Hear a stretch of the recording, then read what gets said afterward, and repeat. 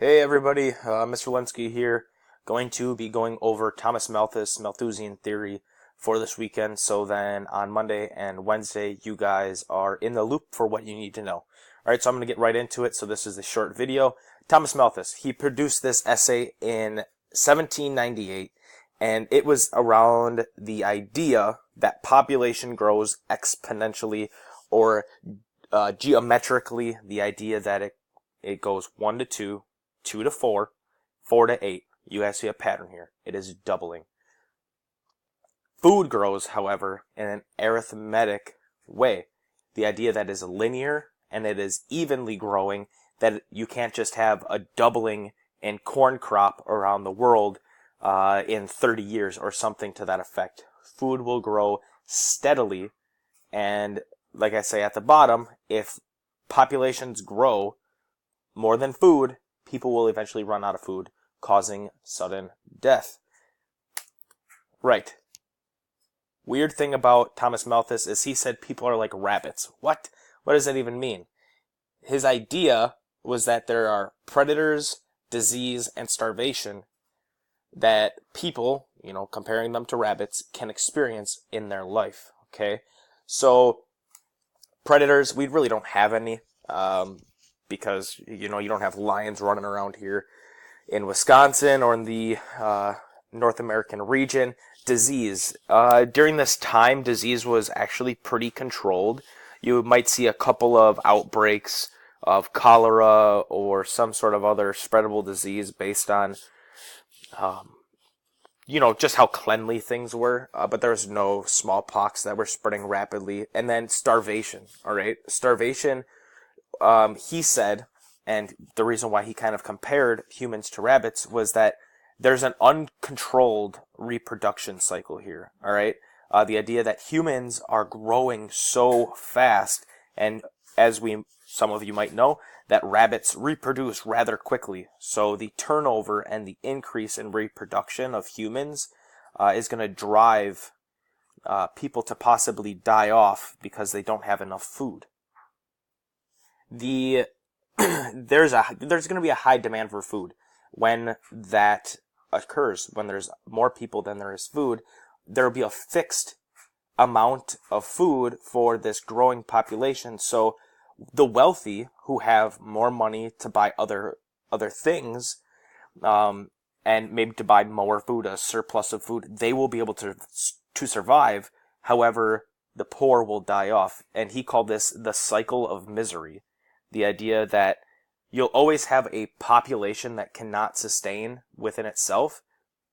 Example here would be poor. They will die off eventually because they just can't survive. A great example of this is the Irish potato famine.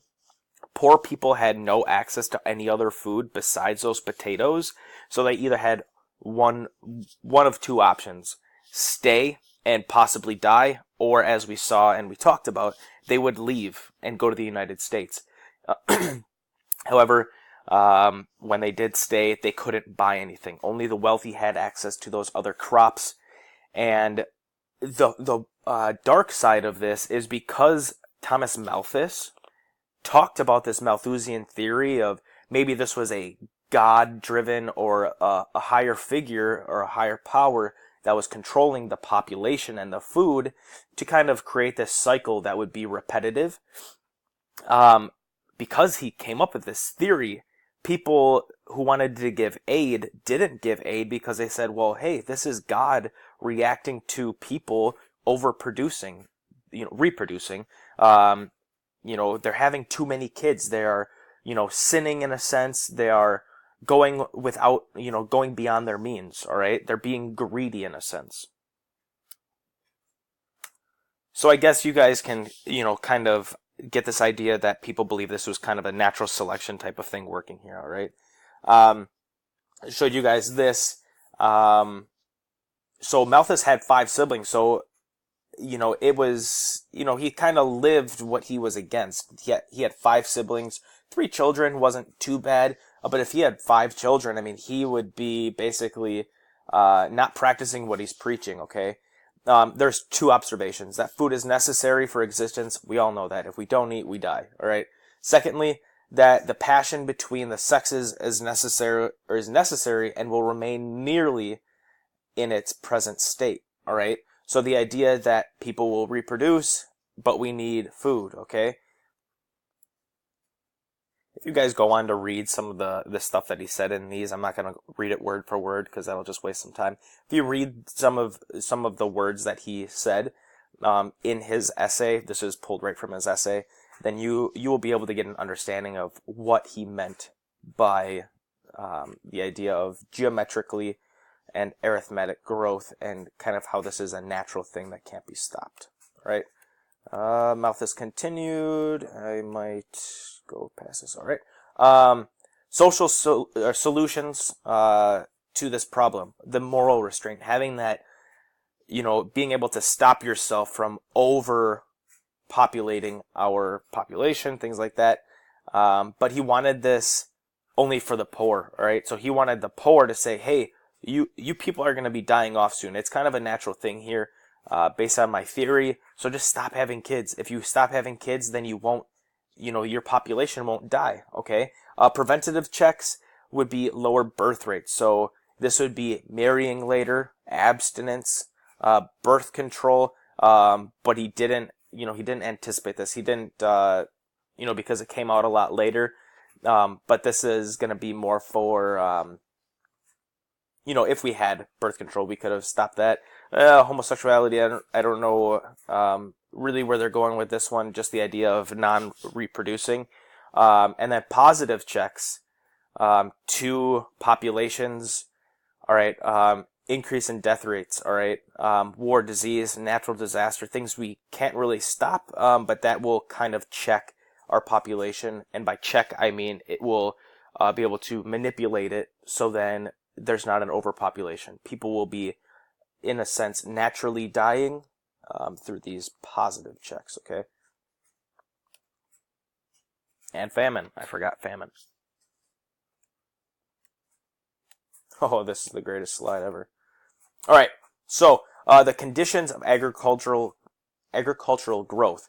The economics of agrarian people changed under population pressure. So the idea that when there's this growth in population, there's more pressure on farmers to grow and grow and grow, but they can't control how fast everything grows, right? So I kind of forgot to mention this, but I'll just go back to it. So while actually writing his theory, I guess he was misinformed or wasn't in the loop here, but during the time he's writing this, the population is already growing, all right? So it's growing and people are able to survive, but he's not seeing this, saying that populations need to be sustained in order to survive. Well, populations are already growing and you're not seeing this huge die-off. He's saying that through this natural cycle of, misery, you'll be able to sustain populations. Well, it's not. Populations are growing exponentially. During this time, it's like a rocket ship going to outer space. It's flying up. All right. And then as far as agriculture, I think this could be where geographers would disagree. The idea as time moves on, there's smarter people that are born, people that have great ideas that can reinvent the way that we grow food and the way that we preserve food, things like this. So then people have more accessibility to food. So, you can't plan for this in the future. Oh, that buzzing was my dryer.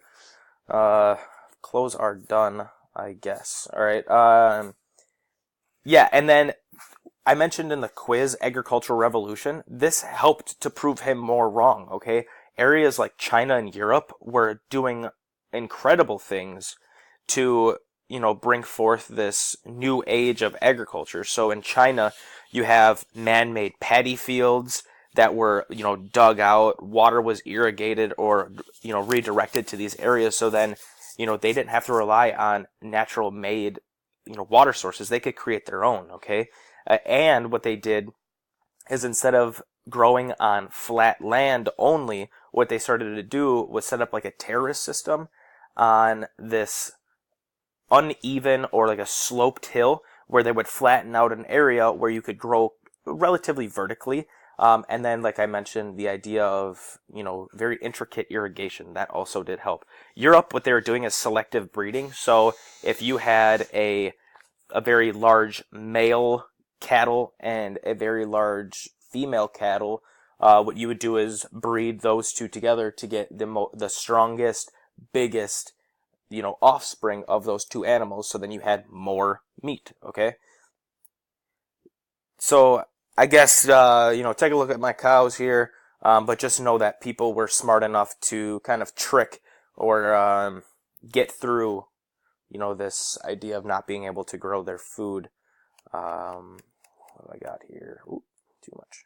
All right, so Neo-Malthusian geeks they represent the idea that the Earth is a closed system, okay? And by Neo, it's like the new Malthusian people. They're the ones that are kind of rebirthing his ideas, okay?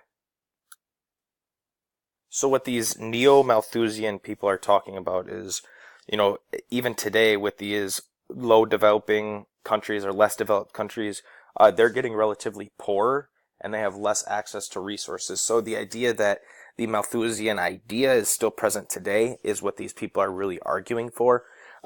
Population growth is depleting all resources, not just food production, okay? So the idea that you have people that are, abusing or just overusing their resources, so things that aren't renewable, okay? The idea that it's not just food. If you don't have other resources to sell or export for cash, your ability to survive really lessens there. All right, war and violence will occur between peoples competing for these resources. So if there's people in African countries competing for maybe oil, that's going to kill people off. Okay, the earth won't sustain the pollution that we are creating either. All right, so what these Neo-Malthusian people are, getting to here is the idea that the new theory is that wars and violence and the competition for resources and the pollution that we are, putting forth into the earth are really what are going to be the driving factors to lessen our populations. Okay. That's all I got for you guys. All right. Make sure to either watch this on Monday, Tuesday, Sunday while you're watching the Packer game. That's all I got. So make sure to use this also on your FRQ. Go Pack Go, and have a great rest of your weekend.